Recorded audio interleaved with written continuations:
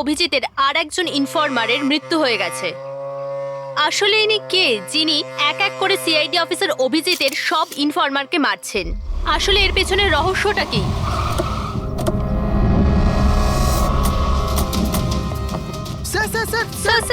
আর একটা প্রশ্ন স্যার আমরা জানতে পেরেছি ও আপনার ইনফরমার ছিল। স্যার একের পর এক খোঁচর খুন হয়ে যাচ্ছে, এই ইনফরমেশনটা লিক কোথা থেকে হলো স্যার? স্যার আপনি কি কোনো প্রমাণ পেয়েছেন এই ব্যাপারে? স্যার আর কত লোকের প্রাণ যাবে স্যার? স্যার সিআইডি কি করছেটা কি?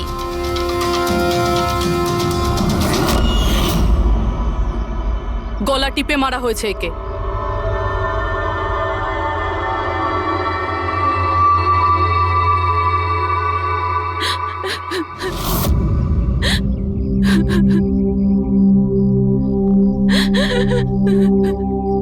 ওনার নতুন বিয়ে হয়েছিল স্যার। ওর অসহায় বউকে কিছু বলবেন আপনি?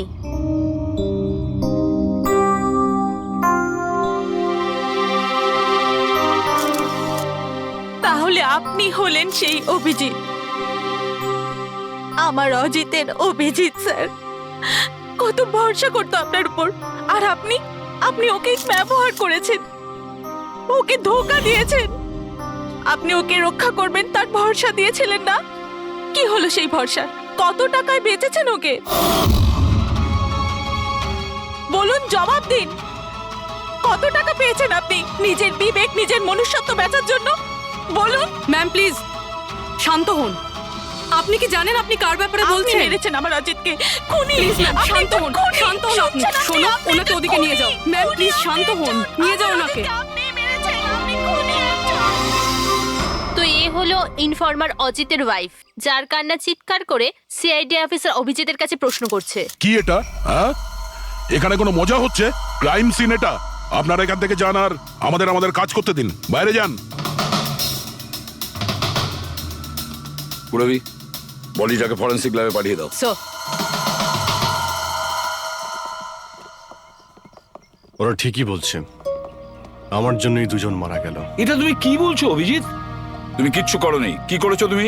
স্যার আমি তো কিছুই করতে পারলাম না। এরা দুজনে আমার ইনফরমার ছিল, তাই সুরক্ষার দায়িত্ব আমার ছিল। কিন্তু আমি ফেল করলাম স্যার। জানি না কেউ কিভাবে এদের ব্যাপারে জানতে পারলো। এটাই তো জানতে হবে অভিজিৎ। এই যে দুজনের মৃত্যু হয়েছে, এরা দুজনে তোমার ইনফরমার ছিল, আর এটা তো কোনো কাকতালীয় হতে পারে না। কোথা থেকে তো ইনফরমেশনটা লিক হয়েছে? হ্যাঁ, কিন্তু কোথা থেকে? এরা দুজন একে অপরকে চিনতও না স্যার। এদের ব্যাপারে যদি কেউ জানতো সেটা হচ্ছে আমি ছাড়া আর কেউ জানতো না এদের ব্যাপারে। হ্যাঁ, এরপরে খুনি জানতে পেরে গেছে। কিন্তু খুনি জানতে পারলো কিভাবে? অভিজিৎ একজন আরেকজনকে চিনতো না, তারপরেও ওদের দুজনের সম্পর্ক ছিল শুধুমাত্র তোমার সাথে, শুধু তোমার সাথে।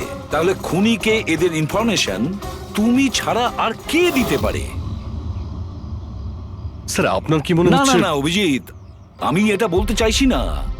তুমি ভেবেচিন্তে বলো, তুমি এদের সমস্ত ইনফরমেশন মানে খোঁচরদের কোথায় রেখেছিলে? বাড়িতে, কম্পিউটারে, নিজের ফোনে, অফিসে, কোথাও তো রেখেছিলে। স্যার আমি ওগুলো খুব সাবধানে রেখেছিলাম। ওগুলো আমার পার্সোনাল ল্যাপটপে আছে, আমার বাড়িতে আছে। কেউ অ্যাক্সেস করতে পারবে না স্যার। তাহলে অভিজিৎ, আমাদের তোমার বাড়িতে যেতেই হবে। এটা তো জানতেই হবে এই লিকটা কোথা থেকে হয়েছিল এই সমস্ত ইনফরমেশনের। স্যার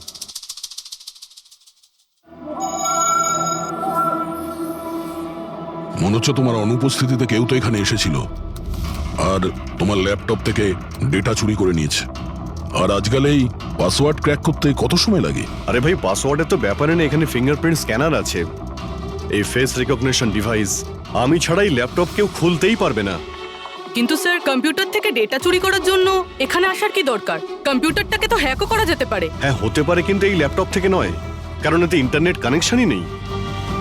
তাহলে এখান থেকে ইনফরমেশন বাইরে গেল কি করে? স্যার চেক করা যাক।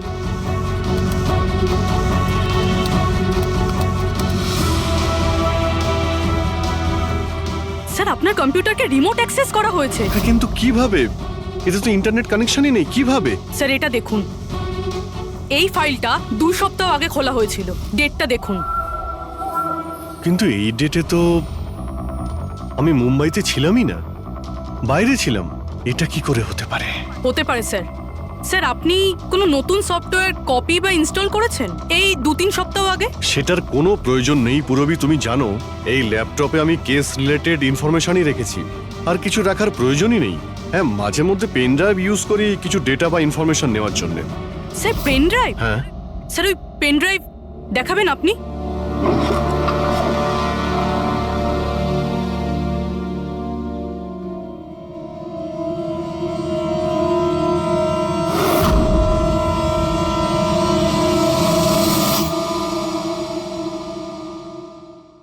স্যার হ্যাঁ, স্যার স্যার জানতে পেরে গেছি আসলে কি হয়েছিলটা কি।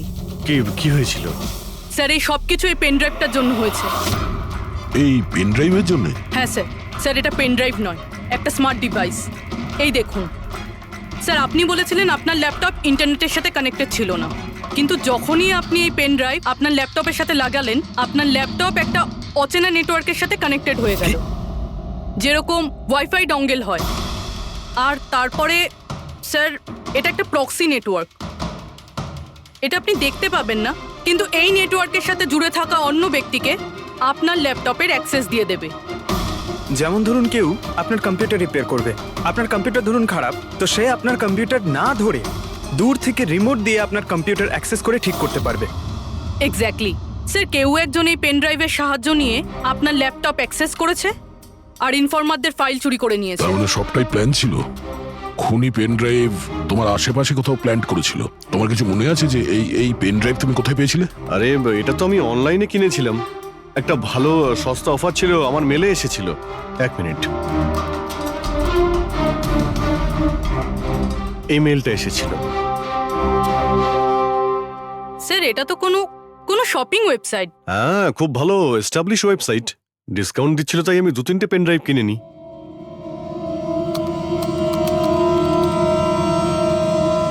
স্যার এই ওয়েবসাইটটা তো নকল। হ্যাঁ, নকল ওয়েবসাইট? স্যার আপনার সাথে সাইবার ফিশিং হয়েছে। স্যার এই দেখুন, এই দুটো ওয়েবসাইট কোনো পার্থক্যই নেই, কিন্তু এই ওয়েবসাইটটার কপি। কিছু কিছু কোড আলাদা আছে, কেউ যদি একবার দেখে তো বুঝতে পারবে না। স্যার এইসব ওয়েবসাইট থেকেই হ্যাকাররা অন্যদের অ্যাকাউন্ট থেকে টাকা চুরি করে। স্যার অনেক কম্পিউটার এক্সপার্টেরা এইরকম সাইবার ক্রাইমের সাথে যুক্ত। তার মানে আমার যে মেলটা আসে তাতে আমি সেই লিংকে ক্লিক করি আর তখন আমি নকল ওয়েবসাইটে চলে যাই। হ্যাঁ স্যার।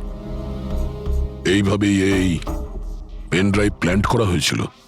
এই ব্যাপারটা যতটা সহজ মনে করছো ততটা নয়, অনেক জটিল ব্যাপার এটা। অভিজিৎ, তোমার কম্পিউটার থেকে এটা যেই করছে না, ও ইনফরমারের পুরো ডিটেলসটাই বের করে নিতে পারে, আর তাদের সাথে ও অনেক কিছুই করতে পারে। খুব বড় ভুল করেছি আমি, জানি না এর পরের শিকার কে হতে পারে।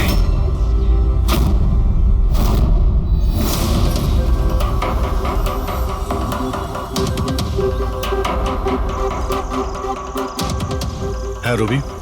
হাই স্যার, এই নিন ডিটেলস। খবর কি একদম পাকা? পাকা খবর স্যার, আমার ইনফরমেশন কখনো ভুল হয় না স্যার। স্যার খুব ডেঞ্জারাস লোক ওরা। সেটা আমি দেখে নিচ্ছি, তুমি এটা রাখো। হ্যাঁ, থ্যাংক ইউ যাও, স্যার। সাবধানে যাও। By sir. স্যার কাল রাত্রিরে ড্রাগের একটা বড় ডিল হতে চলেছে, আর এই দুটো নতুন মুখ সামনে এসেছে স্যার। ঠিক আছে, তুমি যাও, পরে আমি দেখা করছি। ঠিক আছে স্যার। রবি আর কুনাল, স্যার এই দুজনের সাহায্যে আমি অনেক বড় বড় কেস সলভ করেছি। এমন কেস যার মধ্যে অনেক বড় বড় লোক জড়িত আছে। তাহলে অভিজিৎ, আমাদের যে কোনো ভাবে ওদের কাছে পৌঁছতে হবে, এর আগে খুনি ওদের কাছে পৌঁছে যাক। পুনাম, হাই কুনাল, কোথায় ছিলে তুমি? কত ফোন করেছি তোমাকে, এসএমএসও করেছি, একটাও রিপ্লাই দাওনি তুমি। আমি বাইরে গেছিলাম কাজে, আর তুমি তো জানো আমি যখন কাজের জন্য বাইরে যাই ফোন ইউজ করি না। তুমি আর তোমার কাজ, জানি না কি কাজ করো তুমি, এক সপ্তাহ নিখোঁজ থাকো। আচ্ছা এসব ছাড়ো না, এখন তো এসে গেছি, চলো একটু ভালো কথা বলি। আচ্ছা এটা বলো, কি অর্ডার করবো তোমার জন্য?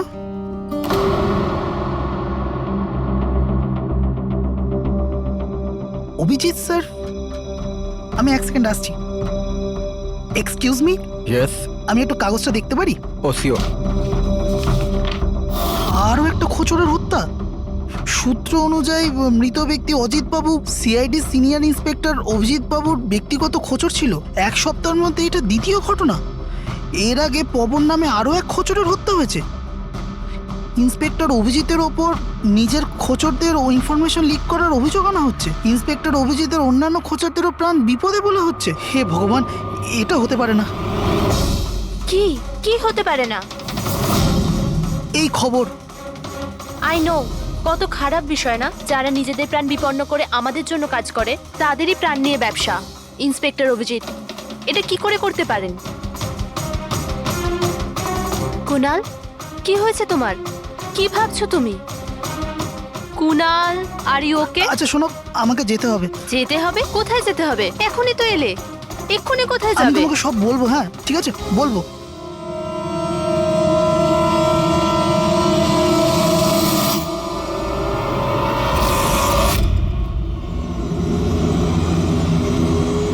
অটো,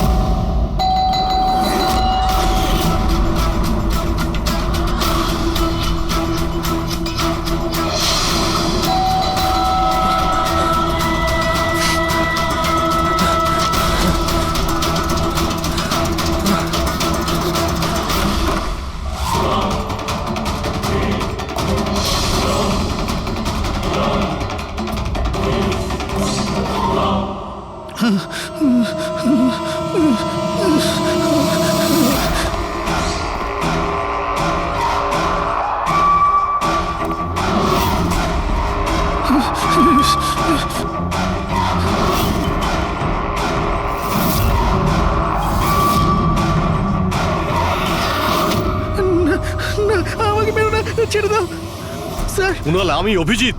অভিজিৎ স্যার, স্যার ভালো হচ্ছে আপনি এসে গেছেন। স্যার ও আমাকে মেরে দেবে, স্যার ও আমাকে মেরে দেবে। দেখো, শান্ত হও, এখানে কেউ নেই, বুঝেছো? আমরা থাকতে কেউ কিচ্ছু করতে পারবে না, ঘাবড়িও না। কুনাল, আমি তোমাকে সেফ হাউসে নিয়ে যাব। ওখানে তোমার কাছে কেউ পৌঁছতে পারবে না।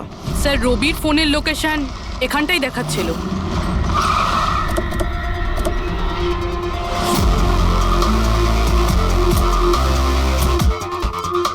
এখানেই তো থাকা উচিত, কিন্তু দেখতে তো পাচ্ছি না।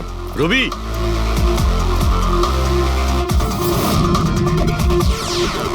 রবি,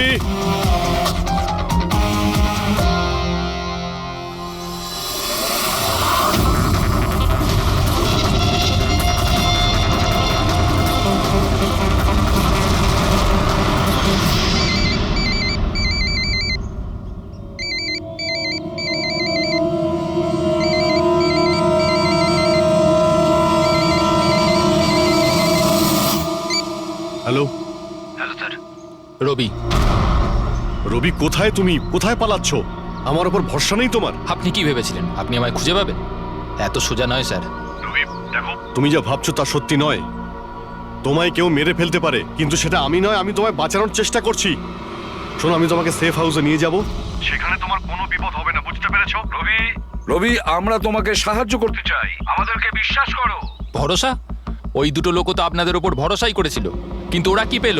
মৃত্যু। দেখুন স্যার, আমার কাছে আমার জীবন খুব দামি। আমার পেছনে আমার পরিবার আছে। আমি এত তাড়াতাড়ি মরতে চাই না। আমার জীবনটা ছেড়ে দিন স্যার, আমি মরতে চাই না। প্লিজ আমায় আমায় যেতে দিন স্যার, আমাকে খোঁজা বন্ধ করুন। রবি, রবি, তুমি আগে আমার কথাটা শোনো। না স্যার, আমি বললাম তো না, আগেই আপনার ওপর ভরসা করে আমি অনেক বড় ভুল করেছি। একবার ভুল করেছি, বারবার করব না। আমি জানতাম না যে আপনি বিক্রি হয়ে গেছেন স্যার। আমাকে প্লিজ খোঁজা বন্ধ করুন স্যার। রবি, কোথায় তুমি? তোমায় কেউ মেরে ফেলতে পারে, এটা বোঝো। By sir. রবি, রবি, এ বিশ্বাস করবে না, কিছুতেই করবে না। যে কোনো ভাবেই আমাদের ওকে খুঁজে বের করতে হবে। 4 জনের মধ্যে 3 জন ইনফর্মার সেফ হাউসে পৌঁছে গেছে। শুধু এই রবি বাইরে আছে, তাই না? স্যার, এই দুজনের টিপস অনুযায়ী যারা গ্রেপ্তার হয়েছে তাদের লিস্ট চলে এসেছে। এদের মধ্যে এমন কেউ আছে আইটি কম্পিউটার এক্সপার্ট? না স্যার, এরকম তো কেউ নেই, কিন্তু এই বিক্রম। ওর সঙ্গে তো আমরা জেলে দেখা করেছিলাম। কেন, কি হয়েছে? স্যার, প্রতি সপ্তাহে স্ত্রী একে জেলে ফোন করে, আর গত শুক্রবারেও স্ত্রী একে জেলে ফোন করেছিল। কিন্তু রবি, এর থেকে কি প্রুফ হয়? স্যার, আমি আর ফেরি স্যার জানতে পেরেছি যে ফ্রাইডেতে ওনার ওয়াইফ হসপিটালে ছিল, কিন্তু ও কাউকে ফোন করেনি। ফ্যান্টাস্টিক, অসাধারণ কাজ করেছো তোমরা দুজনে। এবার ঠিক জানতে পারবো যদি বিক্রমকে ওর স্ত্রী ফোন না করে থাকে তাহলে কে ফোনটা করেছে, আর সেটা বলবে এই বিক্রমই। আমরা সব জানি ওই শুক্রবারে তোমার বউ হসপিটালে অ্যাডমিট ছিল, ও তোমাকে ফোন করেনি। ওই দিন ওর নাম করে যে কল এসেছিল তোমার কাছে, ওই ফোনটা কে করেছিল তোমার? আমি বলেছি না তোমাকে আগেই যে আমি কিচ্ছু করিনি? তাহলে কেন বারবার চলে আসো আমার আর তোমার সময় খারাপ করার জন্য? সময় আমরা নয়, তুমি নষ্ট করছো আমাদের, আর এটা আমরা কিছুতেই সহ্য করব না। ঠিকঠাক বলো, কি জানো এই খুনের ব্যাপারে? হ্যাঁ বলো, না হলে আমার মাথা যদি খারাপ হয়ে যায় না। দেখ, চুপচাপ ওখানে বস। এখন পর্যন্ত তুই জেলে আছিস, খাওয়া দাওয়া করছিস, ঘুরে বেড়াচ্ছিস। যদি এখনো সত্যিটা না বলিস তাহলে এখান থেকে সোজা কালকুটরিতে যাবি। কালকুটরি বুঝতে পারছিস তো? অন্য জিনিস তো বাদই দে, আলো তুই দেখতে পাবি না। আজকেই তোর শেষ সুযোগ, সত্যিটা বল, না হলে আমি তোকে কালকুটরিতে পাঠানোর ব্যবস্থা করব। ফোন, একটা ফোন এসেছিল। আমি জানি না ওই লোকটাকে। ও তো আমায় ফোনে একটা ডিলের কথা বলেছিল। কি রকম ডিল? এই ডিলটা এটাই ছিল, আমাকে যে জেলে পাঠিয়েছে, যে আমায় ফাঁসিয়েছিল, ও বলেছিল যে আমি যদি ওকে 3 কোটি টাকা দিই তাহলে ওকে মেরে দেবে। তা তুমি কি বলেছিলে? স্যার, সত্যি বলবো, আমি তো ওর কথাতে বিশ্বাসই করিনি। আমার মনে হয়েছিল কেউ আমার সাথে মজা করছে, তাই আমি ওকে না বলে দিয়েছিলাম। তারপরও আমি বলল যে আরও কিছু লোক আছে যারা ওর ওপর বদলা নিতে চায়, ওরা ওকে মারার জন্য যত ইচ্ছে টাকা দেবে। আরও এটাও বলেছিল আমাকে যাতে আমি নিউজে দেখেনি যে ও সত্যি বলছে। তারপর আমি নিউজ শুনলাম যখন। কিন্তু স্যার, আমি একটা কথা বলছি, আমি ওর নাম জানি না, আর কখনো ফোনও আসেনি ওর। আমি যা কিছু জানতাম সব আপনাদের বলে দিলাম। সত্যি বলছি স্যার, সত্যি।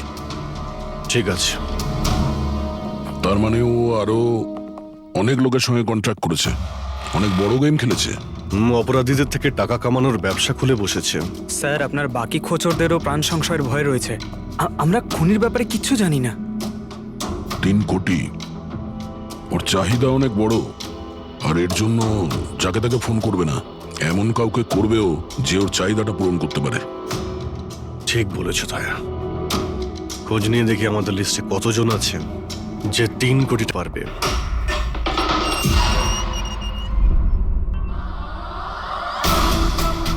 নিজের বদলাটা পূরণ হওয়ার অপেক্ষা করছো কি? কুণালের সুপারি দিয়েছিস খুনিকে? হ্যাঁ, এখন ওর মৃত্যুর খবরের জন্য ওয়েট করছিস? এসব কি কথা বলছেন আপনারা? আমি কোনো কুণালকে চিনি না, না আমি কাউকে কারোর সুপারি দিয়েছি। তাহলে গত সপ্তাহে ফোন তোর কাকা করেছিল? হ্যাঁ, এসেছিল তো। না, তোমার কাকা তো এই পৃথিবীতে নেই। তাহলে কোথা থেকে কল এসেছিল? স্বর্গ থেকে না নরক থেকে? এই শোনো, তুমি এখন ফেঁসে গেছো। তোমার জন্য ভালো এটাই হবে সব সত্যি সত্যি বলে দাও। আচ্ছা, যাও তাহলে আগে আমার লয়ারকে ডেকে আনো। ওনার আসার আগে না আমি কিচ্ছু বলবো না। আমাকে যা কিছু জিজ্ঞেস করবে ওনার আসার পরে করো। যাও, ডেকে আনো আগে ওনাকে। ঠিক আছে, যদি তুই এই অপশন দিস তাহলে আমরা এটাই করব।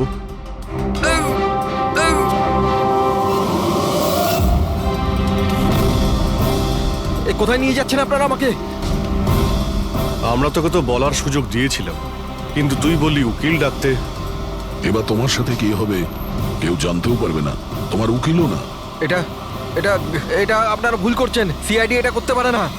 ঠিকই বলেছিস যে সিআইডি এটা করতে পারে না, সিআইডি কোনো ভুল করেই না।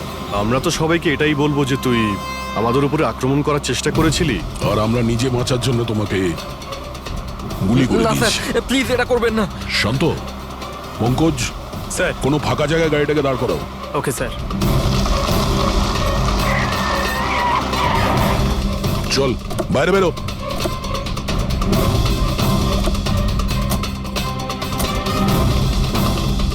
না স্যার, প্লিজ আমাকে মারবেন না স্যার। আরে চল চল, Please, পালা please, পালা পালা, না যা স্যার, পালা। প্লিজ প্লিজ স্যার পালা। না স্যার প্লিজ প্লিজ চল, পালা। প্লিজ স্যার স্যার প্লিজ আরে পালা। স্যার আমি বলছি স্যার আমি বলছি স্যার আপনারা ঠিকই বলছেন আমার কাছে খুনির ফোন এসেছিল স্যার কুণালকে মারার সুপারি আমিই দিয়েছিলাম স্যার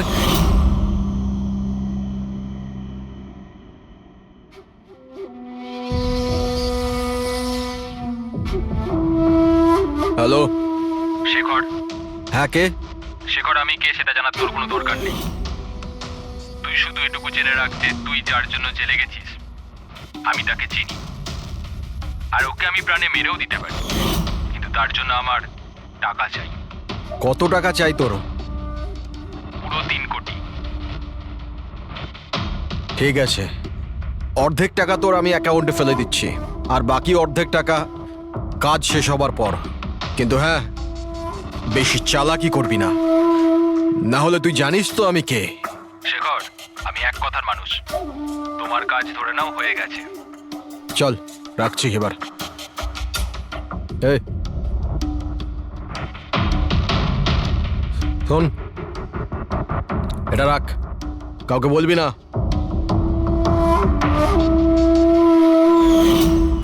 স্যার আমি আমার স্ত্রীর সাহায্যে ওর অ্যাকাউন্টে অর্ধেক টাকা পাঠিয়ে দিয়েছিলাম স্যার, আর অর্ধেক টাকা কাজ শেষ হওয়ার পর বলেছিলাম আমি দেবো, কিন্তু এখনো পর্যন্ত কুণালের কিচ্ছু হয়নি স্যার। মানে কুণালের বিপদ রয়েছে। স্যার একটা প্রশ্ন স্যার। স্যার প্লিজ বলুন স্যার, এই কেসে কি কোনো প্রকার প্রোগ্রেস হলো? বলুন স্যার প্লিজ। স্যার সিআইডির উপর একটা গুরুতর অভিযোগ করা হচ্ছে, পুরো দেশ জানতে চায় স্যার। ইনভেস্টিগেশন চলছে, সবকিছুই জানতে পারবেন। এক্সকিউজ মি এক সেকেন্ড। কি হলো? স্যার হ্যাঁ। স্যার একটা খুব খারাপ খবর আছে স্যার। কি?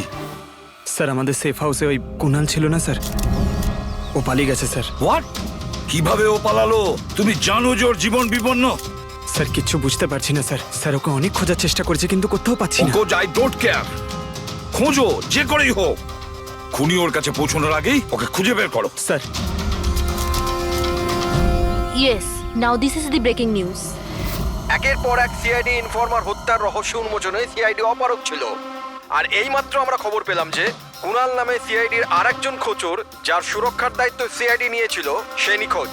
সিআইডি কুণালকে যে সুরক্ষিত স্থানে রেখেছিল সেখান থেকে কুণাল পালিয়ে যায়। সিআইডি গিয়ে কুণালের কাছে পৌঁছতে এবং তাকে বাঁচাতে সফল হবে।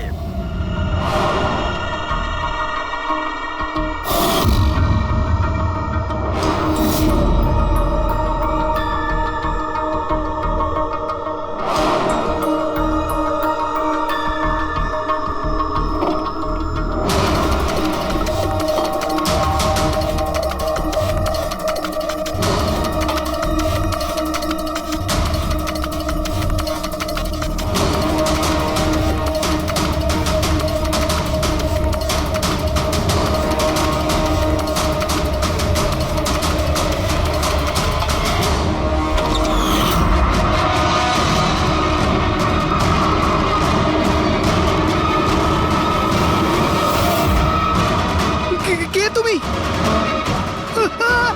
তোর গেম ওভার।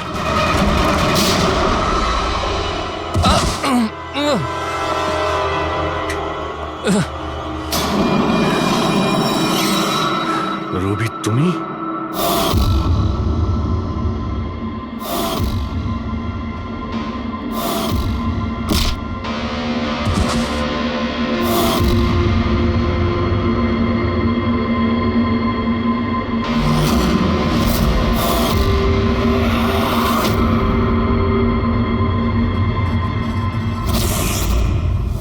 কুণালের পালিয়ে যাওয়ার খবর আমরা ইচ্ছে করেই মিডিয়াতে দিয়ে দিই। আমরা জানতাম খুনি যখন ওর সুপারি নিয়েছে ওকে মারার জন্য অবশ্যই আসবে। আর সেটাই হচ্ছে, মিডিয়া খবর ছড়িয়ে দিয়েছে, আর সেটা শুনতে শুনতে তুমি এখানে চলে এসেছো। তুমি এখানে নিজে আসোনি, তোমাকে আনা হয়েছে। আমরা জানতাম তোমার কাছে ইনফরমারদের লিস্ট আছে, আর ওখানে কুণালেরও নাম ছিল। আর কম্পিউটারের ব্যাপারে তুমি তো অনেক জানোই। তুমি কুণালের নাম্বার ট্র্যাক করলে আর এখানে চলে এলে। রবি তুমি এটা কেন করলে? তোমার উপরে আমি ভরসা করেছিলাম। ওরা তোমার কি ক্ষতি করেছিল? কেন মারলে ওদের? আপনার ইনফরমার পবনের জন্য। ও আমার জীবনটা শেষ করে দিয়েছিল। ওরই জন্য আমার প্রেমিকা তারা গ্রেফতার হয়। আমি ওর থেকে বদলা নিতে চেয়েছিলাম,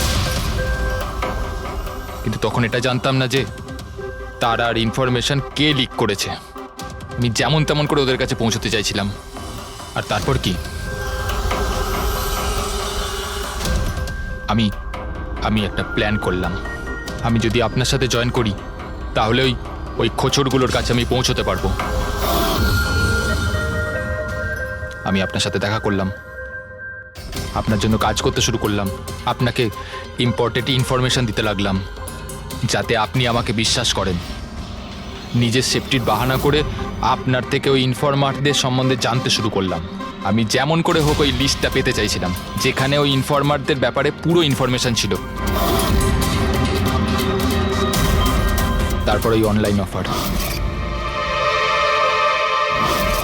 ওই পেন ড্রাইভ, পবনের মৃত্যু, আর আমি আমার বদলা পুরো করলাম স্যার, পুরো করলাম আমার বদলা। পবনের পর তুমি অজিতকে কেন মেরেছো? আর শেখরের থেকে টাকা নিয়ে তুমি কুণালকে কেন মারতে চাইছিলে? টাকার জন্য। পবনকে খোঁজার সময় আমি এটা বুঝতে পেরেছিলাম যে আমার মতো অনেক লোক আছে যারা এই খোঁচরগুলো থেকে বদলা নিতে চায় এবং যা খুশি করতে পারে। ব্যাস, আর কি। আমি ওরকম ক্রিমিনালদের সাথে যোগাযোগ করলাম, ইনফরমেশন বের করা শুরু করলাম। এটার জন্য আমি অনেক টাকাও পেতাম। আর এটাতে খারাপ কি আছে স্যার? ভালো কি খারাপ সেটা তো তুমি জানতেই পারবে যখন জেলে যাবে। রবি, তুমি টাকা ইনকাম করেছো আর আমি ভরসা অর্জন করেছি। আমার ভরসা তো কাজে এলো, কিন্তু তোমার এই টাকার তোমার কোনো কাজে লাগবে না।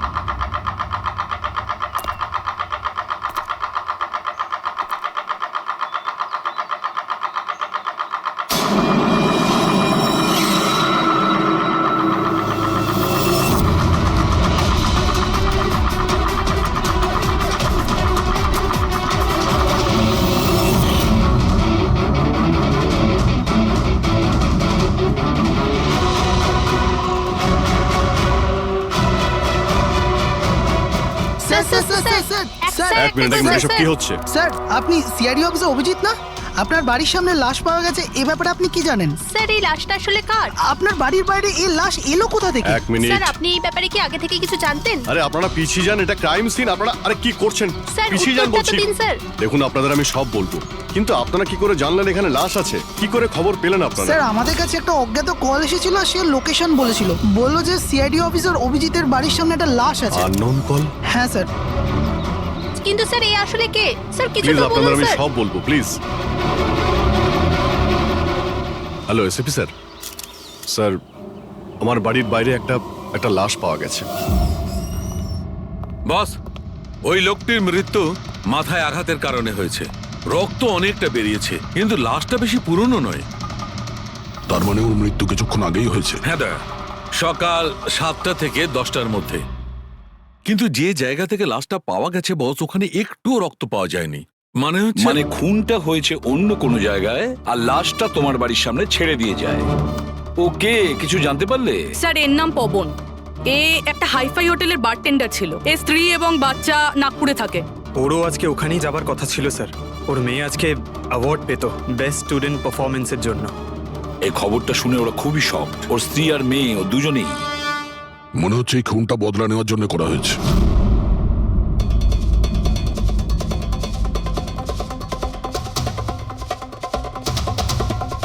এই দাঁতের ব্যাপারটা কি? আমি জানি স্যার। এই পবনকে আমি খুব ভালো করে চিনি স্যার। এ আমার অনেক পুরনো বিশ্বাসী খোঁচর ছিল।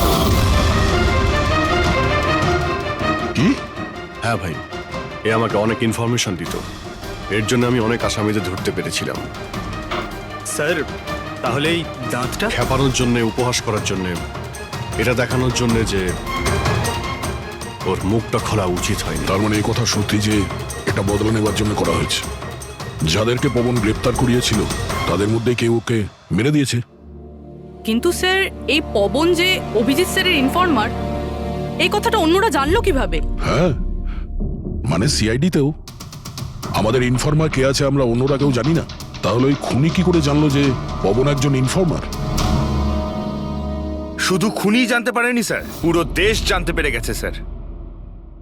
এই দেখুন, এইমাত্র পাওয়া খবর অনুযায়ী পেশায় ওয়েটার পবন কুমার সিআইডির একটা খোঁচর ছিল। আজ সকালে পবন কুমারের লাশ সিআইডি অফিসার অভিজিতের বাড়ির সামনে থেকে পাওয়া যায়। ওনার হত্যার পেছনে তাদেরই হাত থাকার সম্ভাবনা, যাদেরকে ওনার সাহায্যেই সিআইডি গ্রেপ্তার করেছিল। এই খবরটা মিডিয়াতে পৌঁছলো কি করে? বাড়ির বাইরে যে রিপোর্টাররা ছিলেন ওনারাই বললেন যে আননোন কেউ ফোন করে এটা বলেছে। না স্যার, এই অচেনা লোক আর কেউ নয়, খুনি নিজেই। ও সমাজে আমাদের বদনাম করার জন্য এগুলো করেছে স্যার। সিআইডি কি এ ব্যাপারে খোঁজ নিতে আরে পারবে? ভাই বন্ধ করো, জানার জন্য দেখতে থাকুন। এসব কিছু আমার জন্যই হয়েছে। ওর সুরক্ষার দায়িত্ব আমার ছিল, আমার জন্যই ও মারা গিয়েছে। দেখো অভিজিৎ, যেটা হয়েছে সেটা তো আমরা বদলাতে পারবো না, কিন্তু একটা কথা তো পরিষ্কার, যে এটা করেছে না তাকে আমরা ছাড়বো না। অভিজিৎ, ওর সঙ্গে তোমার শেষবার কথা কবে হয়েছিল? মানে এটা তো নয় যে ও তোমাকে কোনো ইনফরমেশন দিতে চাইছিল আর সেই কারণে ওকে মারা হয়েছে? গত সপ্তাহে ওর সঙ্গে দেখা হয়েছিল, এরকম তো কোনো কথা হয়নি। অন্য কোনো ব্যাপার আছে, নিশ্চয়ই অন্য কোনো ব্যাপার। আচ্ছা, মারা যাওয়ার আগে পবন তোমাকে কিছু লোকের ব্যাপারে ইনফরমেশন দিয়েছিল না? তোমার কি কিছু মনে আছে? স্যার পুরো রেকর্ড আছে আমার কাছে। পবন 3 বছর ধরে আমার সঙ্গে কাজ করেছে, আর এই 3 বছরে আমি ওর সাহায্যে 5 অপরাধীকে ধরেছিলাম। তার মানে এমন কেউ আছে যে পবনের উপর বদলা নিতে চাইছিল আর অভিজিৎকে চ্যালেঞ্জ করছে ও? হ্যাঁ, হতে পারে। আর এটাও হতে পারে ওই 5 জনের মধ্যে কেউ একজন যে পবনকে খুন করেছে। এই সুনীল ইন্ডিয়াতে নেই স্যার, বাকি 4 জন এখানেই আছে। সুমিত, বিক্রম, তারা আর এই রমেশ।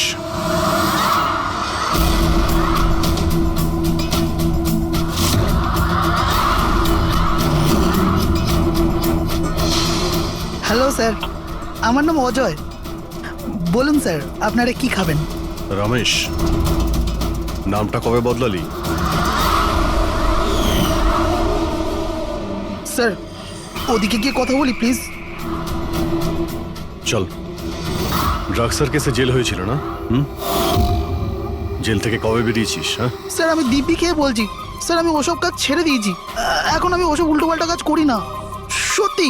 আচ্ছা, তাহলে তুমি ওকে মারলে কেন? ওকে? ওকে কাকে স্যার? আমি তো কাউকে মারিনি। পবনকে? ওই তোকে জেলে পাঠিয়েছিল না, তাই ওকে মেরে দিয়েছিস? না স্যার, আমি ওকে মারিনি। আমি তো কয়েক মাস আগে জেল থেকে ছাড়া পেয়েছি। আমি আর এমন কোনো কাজ করতে চাই না যাতে আমাকে আবার জেলে যেতে হয়। স্যার আমি অনেক কষ্ট করে চাকরি পেয়েছি। যদি বস আমার এই ক্রিমিনাল রেকর্ডের ব্যাপারে জানতে পেরে যায় না, তাহলে আমাকে চাকরি থেকে বার করে দেবে। Please sir. তাহলে তুমি একে মারোনি? না স্যার। আজ সকাল 7টা থেকে 10টার মধ্যে কোথায় ছিলি তুই? এখানেই স্যার। আমার আজ সকালের ডিউটি ছিল। সত্যি বলছিস? সত্যি স্যার, আপনি চাইলে স্টাফদের জিজ্ঞাসা করুন, আমি কাউকে মারিনি। আপনি ভুল লোককে সন্দেহ করছেন স্যার। ঠিক আছে, তোর কথায় বিশ্বাস করছি, কিন্তু মনে রাখবি তোর উপরে আমাদের নজর থাকবে।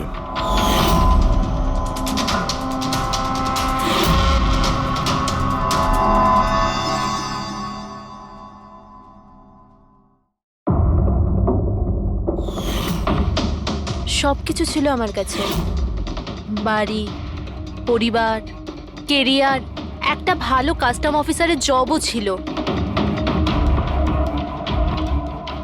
সব কিছু শেষ হয়ে গেল। শেষ হয়ে যায়নি, তুমি নিজেই নিজের হাতে সবকিছু শেষ করেছো।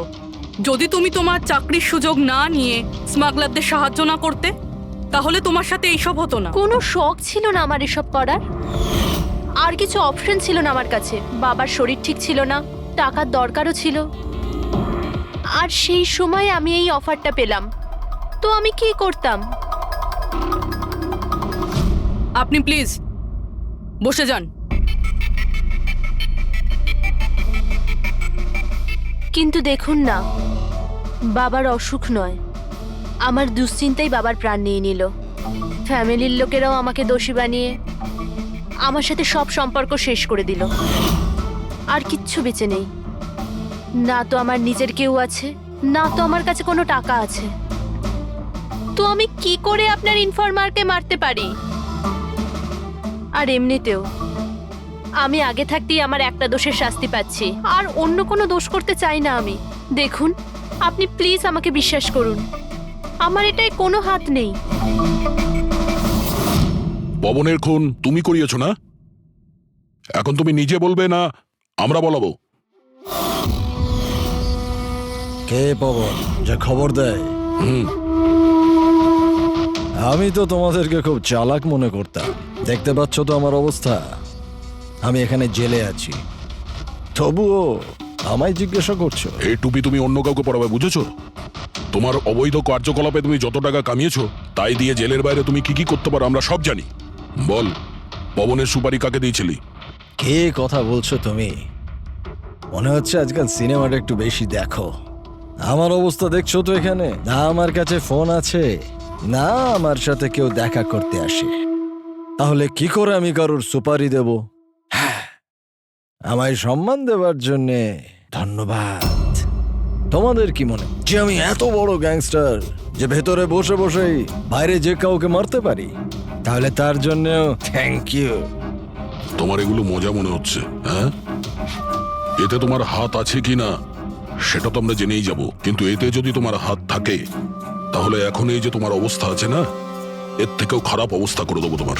দেখো, ওই পবন মালটাকে কিন্তু আমি মারাইনি, কিন্তু হ্যাঁ, যে কেউ এই কাজটা করুক, কাজটা ভালো হয়েছে। আর ও এখানেই থামবে না, এক এক করে সবাইকে মারবে, আর তুমি দেখতেই থাকবে।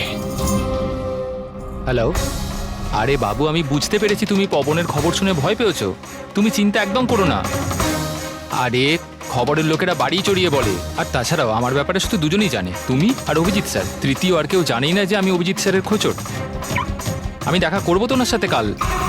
হ্যাঁ, আর একটা নতুন খবরও পেয়েছি। আরে তুমি একটুও চিন্তা করো না, আমি তাড়াতাড়ি দেখা করছি তোমার সাথে, ঠিক আছে? ওকে, বাই।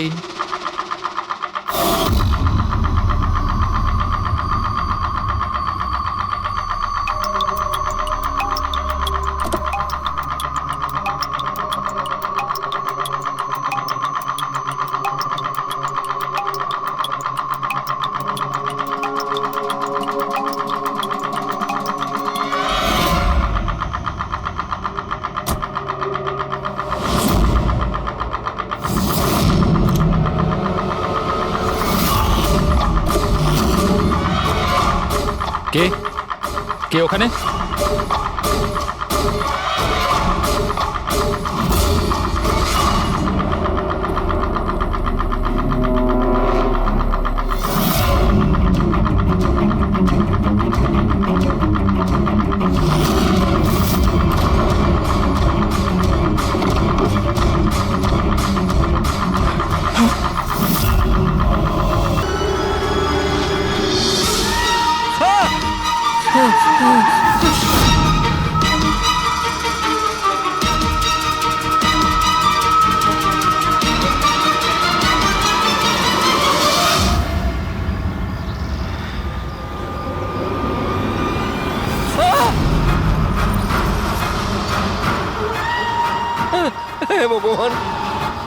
প্লিজ হেল্প মি, আমাকে আমার বাড়িতে ঠিক মতো পৌঁছে দাও প্লিজ।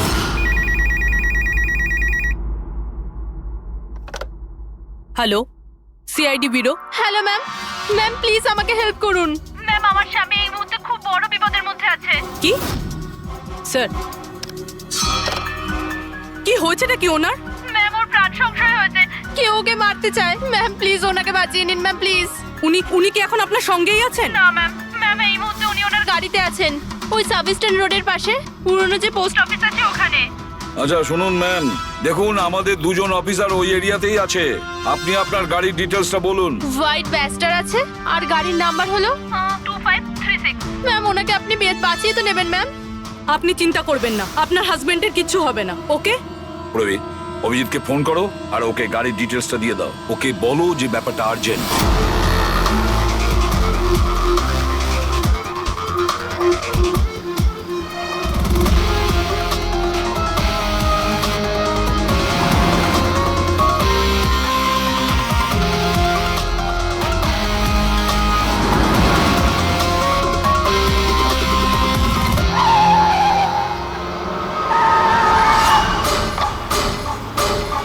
হ্যাঁ হ্যাঁ, এই নাম্বারটাই। ও গাড়ি এইভাবে কেন চালাচ্ছে? এ তো অ্যাক্সিডেন্ট করে দেবে।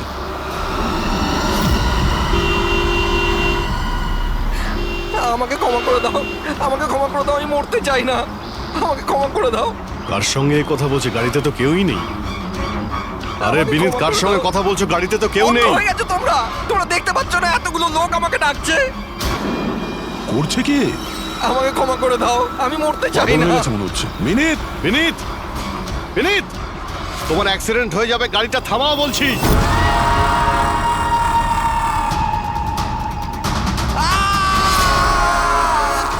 আঙ্কেল আমার সাথে খেলো না, খুব মজা হবে। মিনিট গাড়ি থামাও, সাইডে দাঁড় করাও।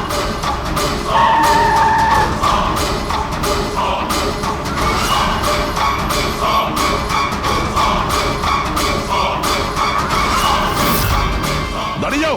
Minute, minute.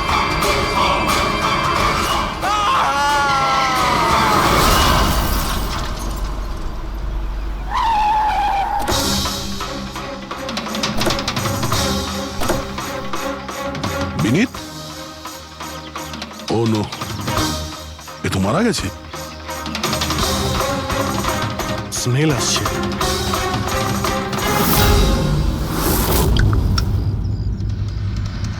মদ। ড্রিঙ্ক করে গাড়ি চালাচ্ছিল, কিন্তু ও গাড়িতে কথা বলছিল কার সাথে? মদের নেশায় ভুলভাল বকছিল। মদ খেলে তো এটাই হয়, অ্যাক্সিডেন্ট। আপনি তো আমাকে কথা দিয়েছিলেন না যে বিনীতের কিচ্ছু হবে না, তো এটা কি হয়ে গেল? দেখুন ম্যাডাম, যদি ওনার অন্য কোনো দের হাত থেকে প্রাণ সংশয় থাকতো আমরা ওনাকে নিশ্চয়ই বাঁচাতাম, কিন্তু উনি তো নিজেই মদ খেয়ে গাড়ি চালাচ্ছিলেন। আপনি তো জানেন এটা কতটা ডেঞ্জারাস। না, ওনার প্রাণ ওনার নিজের জন্য যায়নি, বরং তাদের জন্য গেছে যারাও এতদিন ধরে ওকে বিরক্ত করছিল। কারা? সকাল সন্ধে ঘুমিয়ে জেগে সব সময় ওকে বিরক্ত করত। উনি এতটাই চিন্তিত হয়ে গিয়েছিলেন যে উনি নিজের বিজনেসেও পুরোপুরি নজর দিতে পারছিলেন না। কোন লোকের কথা বলছেন আপনি? একটু পরিষ্কার করে বলুন। ম্যাম, বিনীতের মৃত্যু আমাদের সামনে হয়েছে, আর ওই সময় ও ছাড়া গাড়িতে কেউ ছিল না। তাহলে ওর মৃত্যুর দোষ আপনি অন্য কারোর ঘাড়ে চাপাচ্ছেন কেন? কারণ ওনার খুন হয়েছে, মার্ডার, এটা মার্ডার। মার্ডার হয়েছে?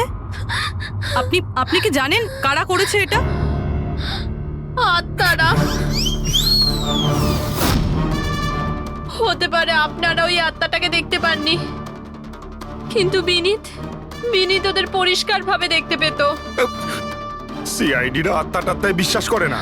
আপনিও মানতেন স্যার, যদি আপনি 2 সপ্তাহ আগের ঘটনাটা দেখে থাকতেন। লীলা ওঠো, ওঠো লীলা, লীলা ওঠো। বিনীত,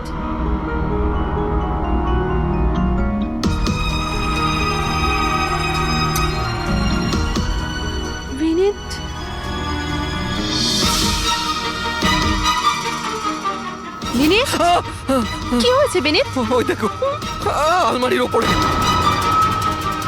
কি আছে ওখানে বিনীত? লীলা, আলমারির উপরে কেউ আমাকে দেখছে, আমাকে শুতে দিচ্ছে না। বিনীত ওখানে কিচ্ছু নেই, কিচ্ছু নেই। তুমি না নিশ্চয়ই কোনো খারাপ স্বপ্ন দেখেছো। চলো শোবে চলো। আমি কোনো স্বপ্ন দেখিনি। ওই দেখো এখনো দেখছি আমাকে। তুমি কেন দেখতে পাচ্ছ না? বিনীত ওখানে কিচ্ছু নেই। তোমার শরীর ঠিক নেই বিনীত, চলো তুমি এসে শুয়ে পড়ো। চলো, কিচ্ছু নেই বিনীত। তুমি না খারাপ স্বপ্ন দেখেছো, তার জন্য এরকম হচ্ছে। সরি সরি, আমাকে ক্ষমা করে দাও প্লিজ। 1 মিনিট। আর এই বিনীত কি কারণে ক্ষমা চাইছিল? এটা তো আমিও জানি না স্যার। বিনীত কাজ কি করতো? স্যার ওনার কোম্পানি হসপিটালে মেডিকেল ইকুইপমেন্ট সাপ্লাই করতো। আপনি শিওর যে ওই বিনীতকে খুন আত্মাই করেছে? স্যার আমার আগে তো এটা মনে হয়নি, কারণ না তো আমি কোনোদিন কোনো আত্মা দেখেছি আর না কোনোদিন কোনো আওয়াজ শুনেছি। কিন্তু পরে আমার বিনীতের কথাই বিশ্বাস হতে লাগলো যে ও সত্যি কথা বলছে।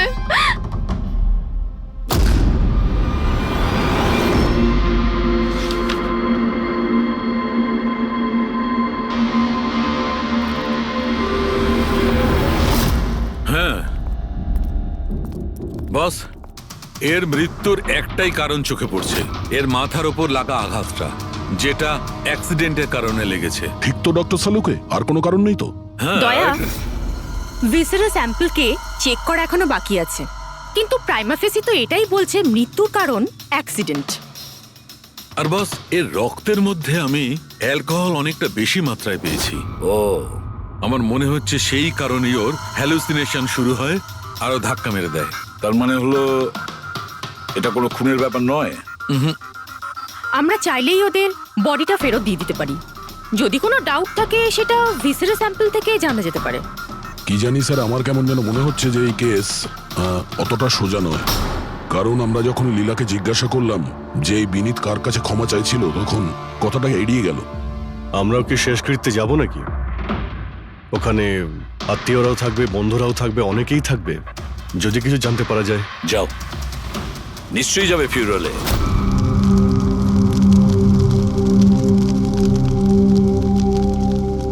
ঠিকই হয়েছে, মরে গেছে। খারাপ লোকেদের সাথে এটাই হওয়া উচিত।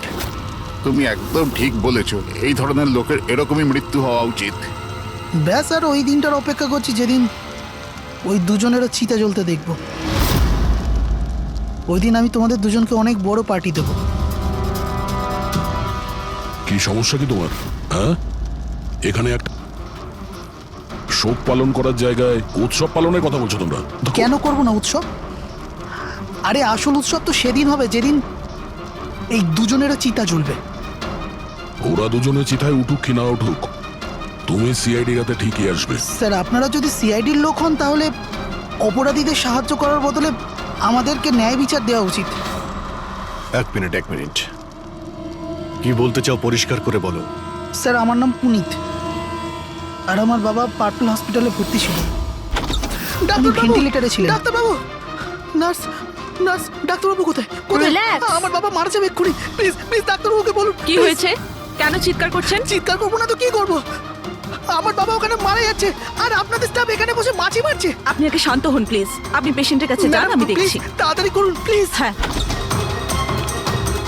ম্যাম, একটা ঘটনা ঘটে গেছে। কি সমস্ত হয়েছে? ভেন্টিলেটর এক এক করে বন্ধ হচ্ছে। কি? হ্যাঁ ম্যাডাম, আমাদের দুজন ডাক্তার ম্যানুয়ালি অক্সিজেন দেওয়ার চেষ্টা করছে। ম্যাডাম, সবার সাথে এরকম হওয়াটা ঠিক নয়। যদি ভেন্টিলেটর ঠিক না হয় তাহলে পেশেন্টরা মরে যাবে। আরে আস্তে বলো। আরে এটা হসপিটালের রেপুটেশনের ব্যাপার। এটা যদি পেশেন্টের বাড়ির লোকেরা জানতে পারে না তাহলে একটা ঝামেলা হয়ে যাবে। ডক্টর, আপনারা প্লিজ 2 মিনিট সময় দিন, আমরা সলিউশন বার করছি। ম্যাম, এক এক করে সব ভেন্টিলেটর বন্ধ হয়ে যাচ্ছে। তুমি যাও, বাকি ওয়ার্ডসগুলো চেক করো। যাও। Okay ma'am. আরে ওই আমাদের সাপ্লায়ার বিনীতকে ফোন করো না, ওই সব কিছু ব্যবস্থা করে দেবে। প্লিজ টেনশন নেওয়ার কোনো ব্যাপার নেই। ডক্টর মেহেক, হচ্ছে কি এসব? স্যার ভেন্টিলেটর সব বন্ধ হয়ে গেছে স্যার। আপনারা প্লিজ শান্ত হন, আমি কথা বলছি। স্যার, এক এক করে সমস্ত ভেন্টিলেটর বন্ধ হয়ে যাচ্ছে স্যার। কি, এটা কিভাবে হতে পারে? তো কোনো হসপিটালে ফোন করো না, ওখান থেকে আনাও। আরে রাজা, ফোন লাগাও। আর মেহেক একটা কাজ করো, এখানে যে টেকনিশিয়ান আছে ওকে ডাকো। রাজা, কি হলো তোমার? তুমি কি শুনতে পাচ্ছ না স্যার কি বললেন? আপনারা কি ডিসকাস করে টাইম ওয়েস্ট করছেন? আমার বাবা মারা যাবে ওখানে। আপনি Please, প্লিজ কিছু একটু করুন, শান্ত হন, please। আমরা এক্ষুনি যাচ্ছি please. Ma'am sir, ma'am very bad news. দুটো পেশেন্টের জীবন চলে গেছে, 5টা পেশেন্ট খুব ক্রিটিক্যাল অবস্থায় আছে। স্যার আজ আমাদের পরিবারের লোক আমাদের সাথে নেই, এর জন্য দায়ী শুধুমাত্র এই 3জন লোক, বিনীত, মেহেক আর রাজা। আচ্ছা, এই বিনীত তো ইকুইপমেন্ট সাপ্লাই করতো, তাই না? হ্যাঁ স্যার। আর বাকি দুজন? স্যার যেদিন এই ঘটনাটা ঘটেছিল সেদিন মেহেক ডক্টর ইনচার্জ ছিল, আর রাজা হসপিটালে অ্যাডমিন সামলাতো।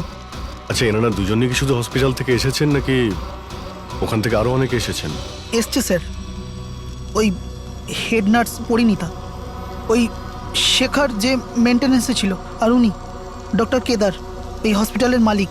ঠিক আছে, এখন শান্ত হয়ে যাও। আমরা এই মামলার গভীরে যাব। যদি তোমার বাবার সঙ্গে কোনো অন্যায় হয় তো ন্যায় বিচার তুমি নিশ্চয়ই পাবে।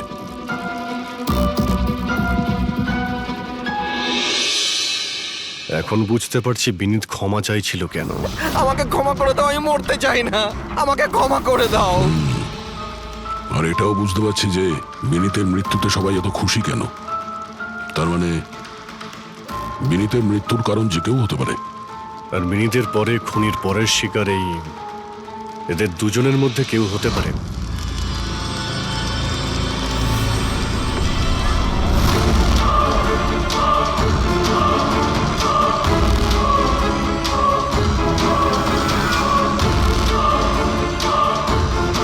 আমাকে ক্ষমা করে দাও। তুমি আমাকে কেন মরতে দিলে? আমার পিছু নিও না।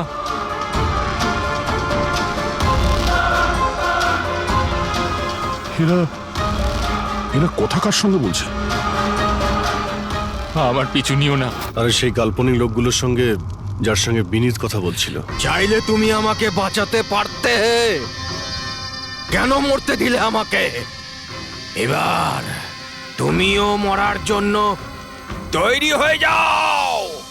আর এই মহিলারও একই কেস মনে হচ্ছে। ছাড়, ছাড় আমায়, ছাড় আমায়, আগুনের দিকে টানিস না।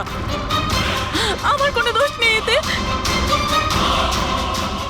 ছাড়, ছাড়, ছাড়, এই, ছাড় আমায়, ছাড় এই। আমায়, ছাড়, ছাড়, টানিস না আমায় আগুনের দিকে, ছাড়। আরে কি করছো নাকি? আরে, কি করছো? এদিকে এসো। আরে তুমি কি করছিলে? হ্যাঁ, আমি একটু ডিস্টার্ব আছি, এতে আপনারা কি করবেন? আমার ডিস্টারবেন্সের সাথে আমায় নিজেকেই লড়তে হবে। তুমি এদিকে এসো, একটু দূরে দাঁড়াও, ওই দিকটায় যাও।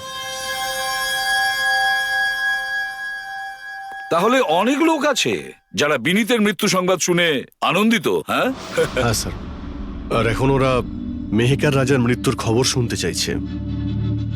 রাজা আর মাহাকের ব্যবহারটাও খুব একটা নর্মাল লাগছিল না স্যার, অনেকটা ভয়ে ভয়ে ছিল স্যার, বিনীতের মতো। স্যার, ভিসারের স্যাম্পলের রিপোর্ট চলে এসেছে। গুড। কোনো গন্ডগোল আছে? হ্যাঁ, একজন সাধারণ মানুষের রক্ত যতটা লাল হয়, বিনীতের রক্ত তার থেকে অনেক বেশি লাল ছিল। ও, এখন বুঝতে পারছি যে বিনীত কেন আত্মা দেখতে পেল। কেন স্যার? পুরবী, মানুষের রক্ত যখন সাধারণের থেকে অনেক বেশি লাল হয়, তার মানে এইটা দাঁড়ায় যে ওই মানুষটি অনেক বেশি দীর্ঘ সময় ধরে কার্বন কম্পাউন্ডের সংস্পর্শে ছিল। আর এই কার্বন কম্পাউন্ডের কারণেই ওর হ্যালুসিনেশন হতো ভীষণ ভাবে। তার মানে কেউ জেনে শুনে বিনীতকে ওই কার্বন কম্পাউন্ডের সংস্পর্শে এনেছিল, যার ফলে বিনীতের মানসিক অবস্থা খারাপ হয়ে গেল আর ওর মৃত্যুর কারণও হয়ে গেল। স্যার, এই খুনি এই কার্বন কম্পাউন্ড পেল কোথায়? এই আমাদের আশেপাশেই সব জায়গায় কার্বন কম্পাউন্ড ছড়িয়ে আছে। মডার্ন জীবনে আমরা যতগুলো মেশিনারি ব্যবহার করছি, ওই সবগুলো, প্রায় সবগুলো কার্বন কম্পাউন্ড ছড়ায়। হ্যাঁ, যে কেউ মেশিনের উপর এরকম কারুকার্য করে এটা করতেই পারে। তার মানে বিনীত গাড়িতে বসার আগে এরকম কোনো কেমিক্যালের সংস্পর্শে এসেছিল, যার জন্য ওর এইসব হ্যালুসিনেশন এইসব হচ্ছিল স্যার। ঠিক কথা বস।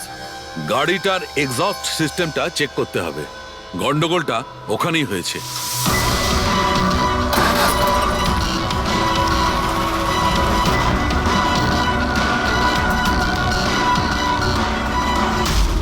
সালুঙ্কে স্যার তো ঠিকই বলছিলেন স্যার। পেট থেকে তো কেমিক্যাল বেরিয়ে আসছে। একটা কথা তো তাহলে ঠিক পঙ্কজ, ওই আত্মা টাত্মা বলে কিচ্ছু ছিল না। হ্যাঁ। স্যার তার মানে এখন খুনির নিশানায় দুজন রয়েছে, রাজা আর মেহেক।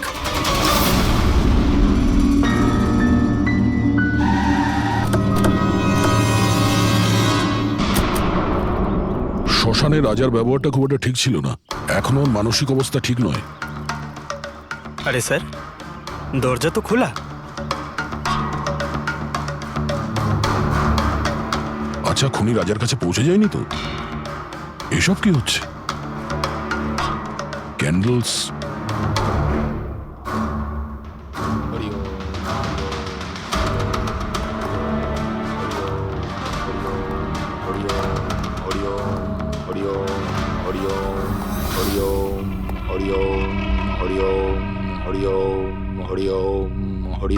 রাজা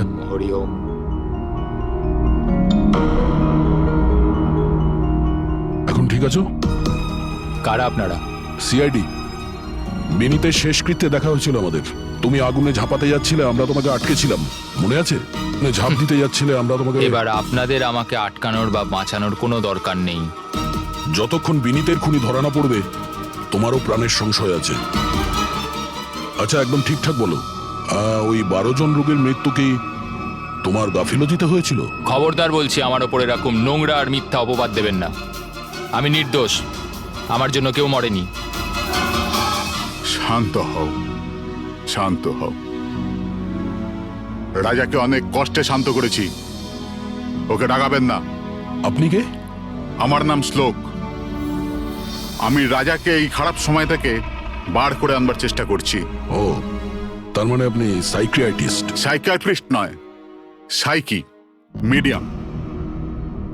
এই জগৎ আর অন্য জগতের সঙ্গে একটা সেতু ভেবে নাও। অন্য জগৎ? অন্য আবার কোন জগৎ? ওই আত্মাদের জগৎ। যদিও আমরাও একটা মাধ্যম, অপরাধ দুনিয়া থেকে নিয়ে জেলের ভেতর গারদের পেছনে পৌঁছানোর পুল। আপনারা আমাকে জেলে পাঠাবার চেষ্টা করছেন কেন? আমি তো রাজাকে আত্মাদের থেকে বাঁচাবার চেষ্টা করছি। রাজাকে আত্মার থেকে নয়, কেমিক্যাল পয়জন থেকে বাঁচানোর দরকার। আর বন্ধ করো তোমার এই ঢং, বুঝেছো? স্যার, ও কোন দিকে ইঙ্গিত করছে? ওই বুড়ো লোকটার দিকে, যে এসির নিচে দাঁড়িয়ে রয়েছে। ও কার কথা বলছে? আমি তো কাউকে দেখতে পাচ্ছি না। আমিও দেখতে পাচ্ছি না। মানুন বা না মানুন, এই ঘরের মধ্যে কোনো শক্তিশালী আত্মা আছে যে রাজার ক্ষতি করতে চাইছে। এক্ষুনি জেনে যাবেন।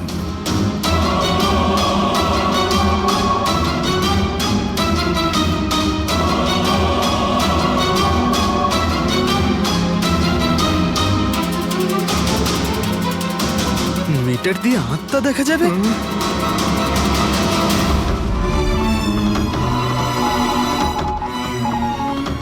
দেখলেন, ওই আত্মাটা এসির পাশেই আছে।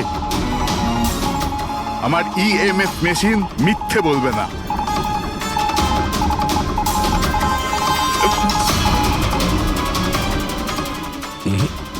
তবে আমাদের ওই মিটার ভুল হতে পারে না, বুঝলে? ফ্রেডি, মনে হচ্ছে রাজার ও কার্বন কম্পাউন্ডের অ্যাকশন ওর গাড়ির থেকেই হয়েছে। একটা কাজ করো, এই মিটারটা নিয়ে যাও, ওর গাড়িটা চেক করো। ফ্রেডি। পঙ্কজ, তাহলে বলো, তুমি বিনীতের ফিউরিনালে কি দেখেছো? আমি কাউকে দেখিনি, আমি কিছু দেখিনি। মিথ্যা কথা বলো না। যদি কিছু দেখেই না থাকো তাহলে পালালে কেন? আমি মিথ্যে বলছি না, আমি সত্যি কাউকে দেখিনি। আচ্ছা, হাসপাতালে যে 12 জন মারা গিয়েছিল সেটা কি তোমার গাফিলতির জন্যই হয়েছিল? আমার গাফিলতিতে? দেখুন, আমার দ্বারা যতটা সম্ভব আমি সব চেষ্টা করেছি। আমি ডাক্তার কেদারের সঙ্গে কথা বলেছিলাম, কিন্তু উনি তো কোনো অ্যাকশনই নিলেন না। তাহলে আমি আর কি করতে পারি? আচ্ছা, তার মানে হলো এটা ডক্টর কেদারের ভুল। ওনার থেকেও তো বেশি দোষ ছিল ওই রাজা। ওর একবার দেখা উচিত ছিল যে ভেন্টিলেটরস গুলো কাজ করছে কি না, ওগুলো সময় মতো সার্ভিসিং হচ্ছে কি না। তাহলে কি দোষী রাজা? রাজা আর বিনীত দুজনেই। বিনীতেরও ভেন্টিলেটর সাপ্লাই করার আগে দেখে নেওয়া উচিত ছিল যে ওগুলো ঠিকঠাক কাজ করছে কি না।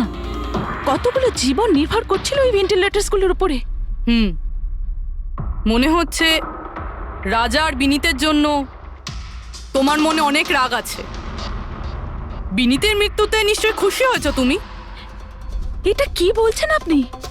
একদমই না। আমি একজন ডক্টর, আর আমার কাজ হলো একজন পেশেন্টের জীবন বাঁচানো। কারণ মৃত্যুতে আমি কি করে খুশি হব?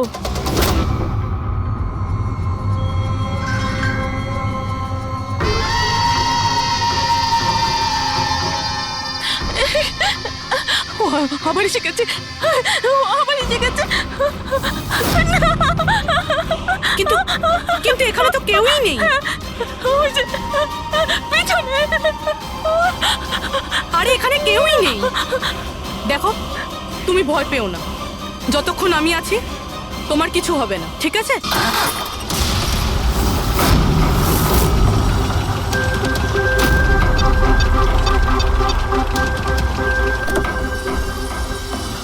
গাড়ির এসিতে তো কার্বন কম্পাউন্ড নেই। বাড়ির ভেতরে গিয়ে দেখা যাক, চল।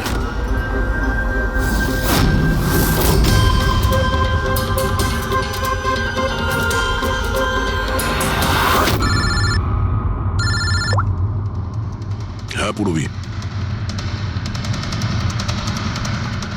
মেহেকের বাড়িতে কোনো কেমিক্যাল পাওয়া যায়নি? ঠিক আছে, যতক্ষণ ওই খুনি ধরা না পড়ে ততক্ষণ তুমি ওর সামনেই থাকো, ঠিক আছে? স্যার, হ্যাঁ, কার্বন কম্পাউন্ড এখানে কোথাও নেই। কোথাও কোনো কেমিক্যাল পাওয়া যাবে না। বিজ্ঞানের জগৎ আর কেমিক্যালের জগতের বাইরেও আর একটা জগৎ আছে, মানুন অথবা না মানুন। চুপ, মুখ বন্ধ। যতক্ষণ বলতে না বলবো মুখ খুলবে না।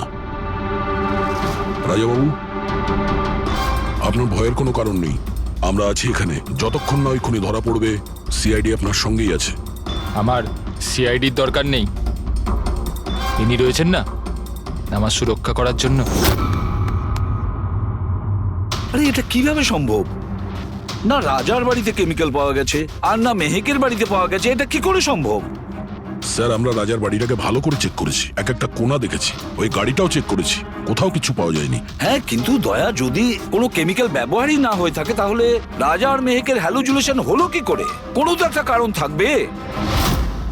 আর স্যার, যেভাবে বিনীতের কারের এসিতে কেমিক্যালের ব্যবহার করা হয়েছে, এটা কোনো আনপ্রফেশনাল কেউ করেছে বলে আমার মনে হয় না। একটা কাজ করা যাক, যারা মারা গেছে তাদের বাড়িতে দেখো, হয়তো কেউ থাকতে পারে যে কেমিক্যালের বিষয়ে খুব ভালো করে জানে, বা কেউ কেমিক্যালের এক্সপার্ট। আর হ্যাঁ, হসপিটালের ওই স্টাফকে ডাকো।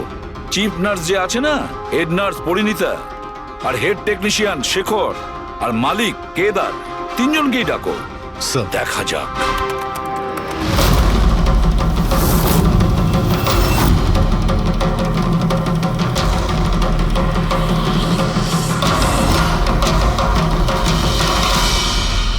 তোমার নাম শেখর, তাই তো?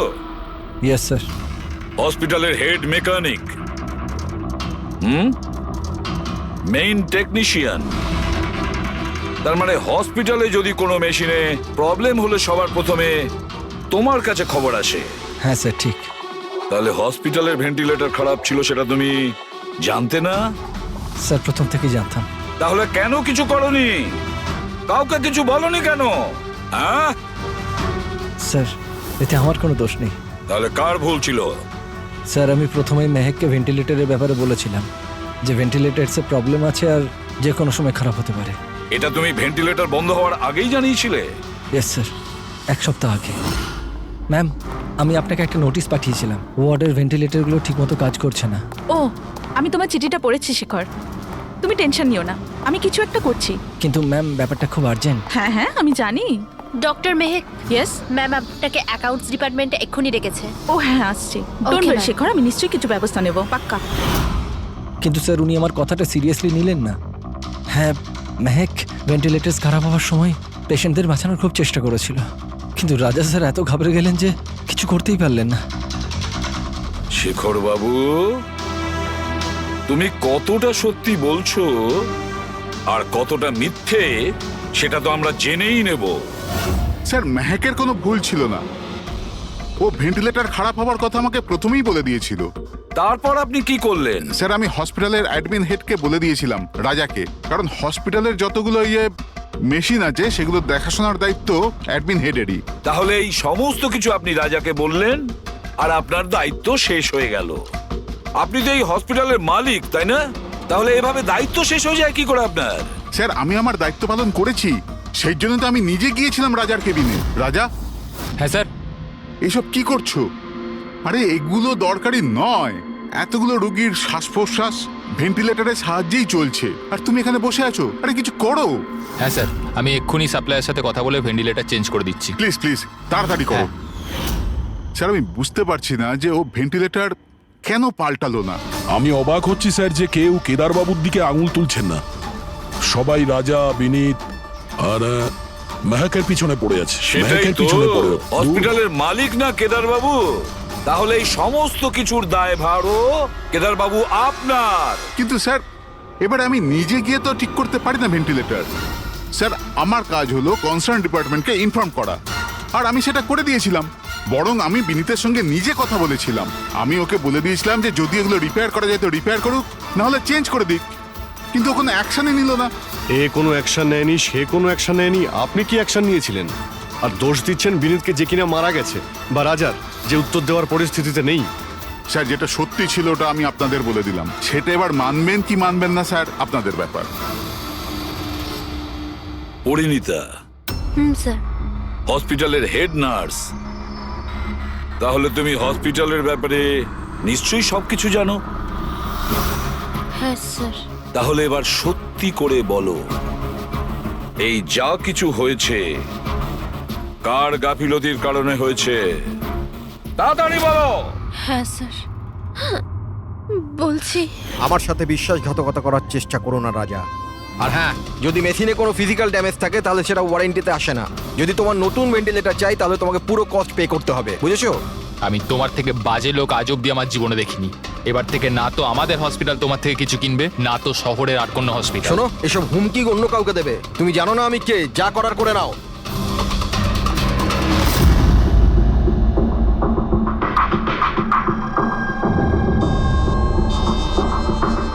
এই যা কিছুই হয়েছে এই রাজা আর বিনীতের ঝগড়ার কারণেই হয়েছে।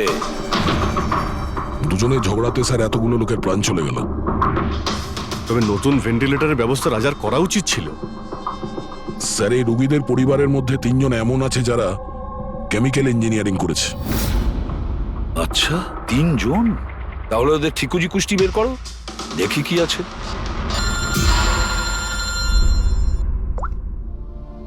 Hello ACB Pradyuman.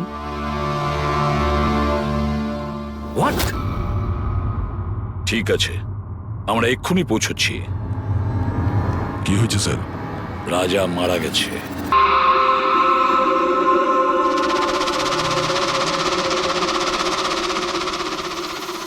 দয়া, এর মৃত্যু তো মাথায় চোট লাগার কারণেই হয়েছে।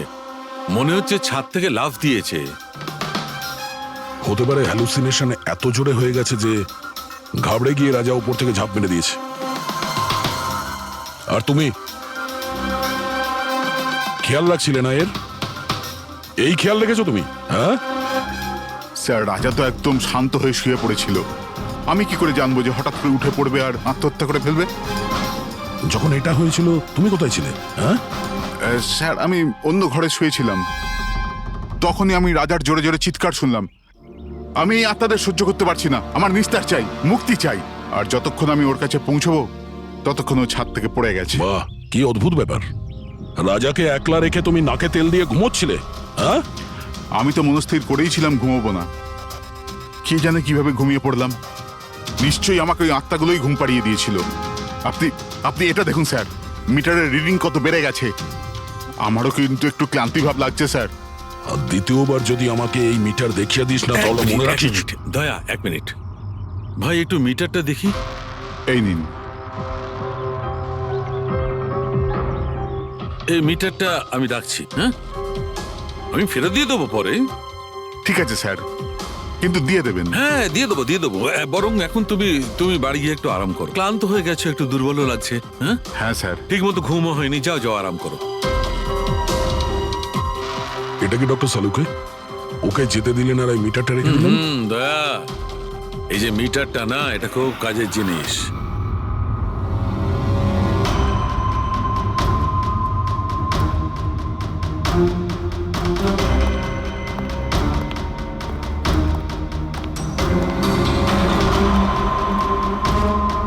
এই ঘরটা চেক করছি। হ্যাঁ ডক্টর, নেই। ওপরে যাওয়া যাক।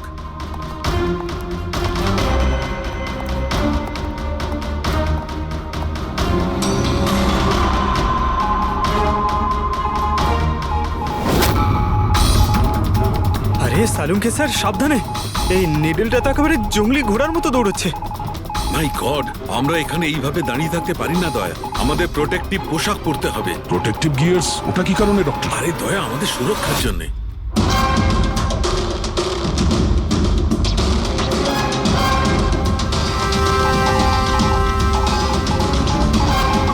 এই দেখো, সবচেয়ে বেশি মিটার রিডিং এখানেই পাওয়া যাচ্ছে, এই এসিটার নিচে। মনে স্যার ওই পঙ্কজ, খবরদার খবরদার যদি আত্মার নাম নিয়েছো। স্যার এই মিটারটা কোন দিকে ইঙ্গিত করছে? বলছি বাইরে চলো।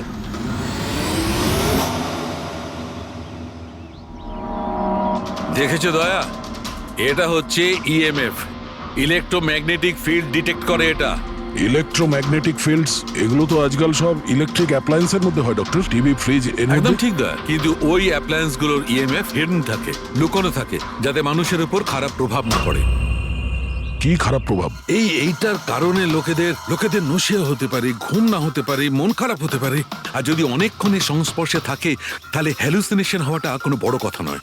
ও, তার মানে রাজার এই হ্যালুসিনেশন কোনো কেমিক্যালের জন্য হয়নি, নিজের ঘরের ইলেকট্রনিক জিনিসপত্রের জন্যই হয়েছে, কারণ ওগুলোর ইএমএফ ঢাকা ছিল না। একদম। তার মানে কেউ জেনে বুঝে এগুলোকে গন্ডগোল করে দিয়েছে।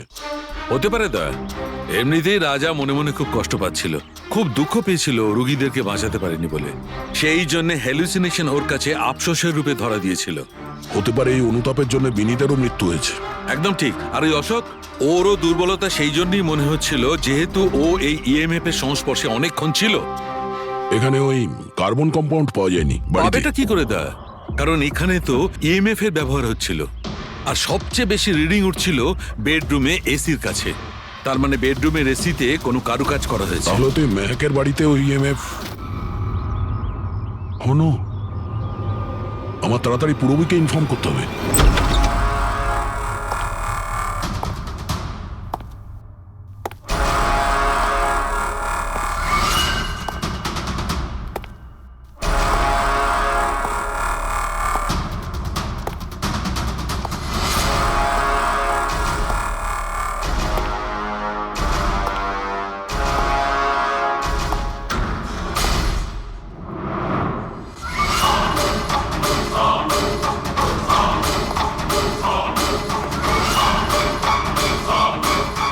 আমাকে একবার মেরে শান্তি হয়নি তোমার?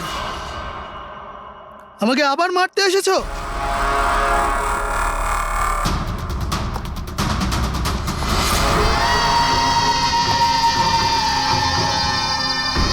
তুমি?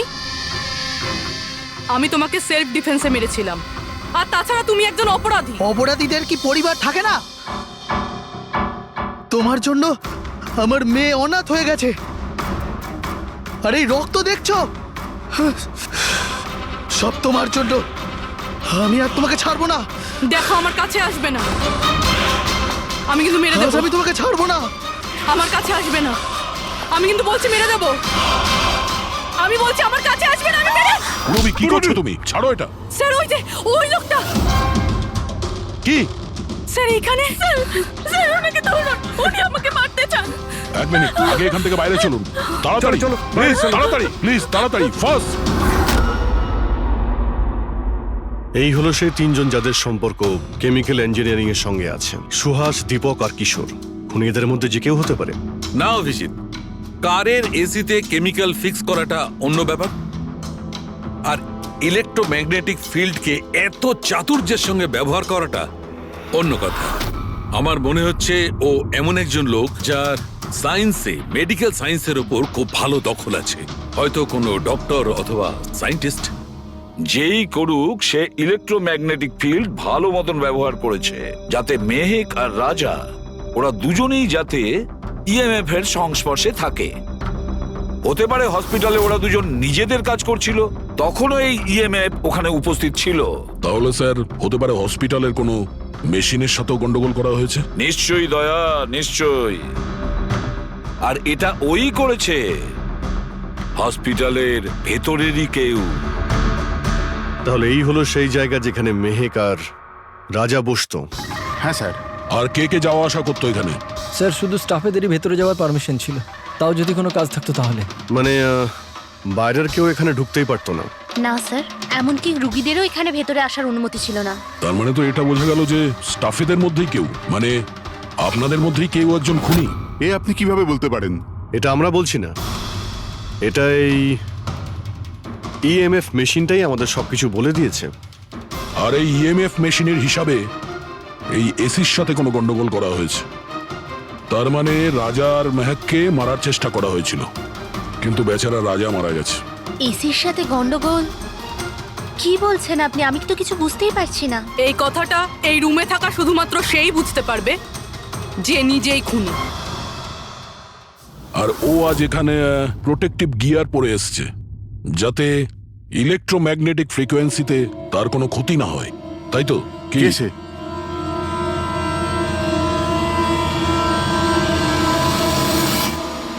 এদিকে এসো।